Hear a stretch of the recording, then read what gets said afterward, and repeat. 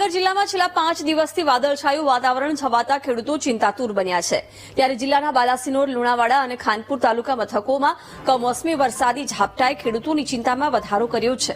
કમોસમી વરસાદને કારણે વાવેતર કરેલા પાકને છેલ્લા 5 દિવસથી સૂર્યપ્રકાશ નહીં મળતા હાલ ખેડૂતોના પાકમાં જીવાત પડવાની શક્યતા છે, જેને લઈને શાકભાજી તેમજ વાવેતર કરેલા ઘઉં, ચણા, મકાઈ, દિવેલા, તુવેર સહિતના શાકભાજીને નુકસાન થવાની ભીતિ સેવાઈ રહી છે। વાતાવરણ હશે, વરસાદ પડશે તો અમારો 80% પાક ચણા, તુવેર, રીંગણ, શાકભાજી, રીંગણ, ઘઉં અને નિષ્ફળ જશે। બીજું કે જો વરસાદ પડશે તો અમારી પાસે અત્યારે ટાટપટ્ટીઓ નહીં, બેરે બેરે અમે ઘાસચારો સંગ્રહ કર્યો છે, એ ઘાસચારો બી અમારો પલળી જવાનો શક્યતા છે।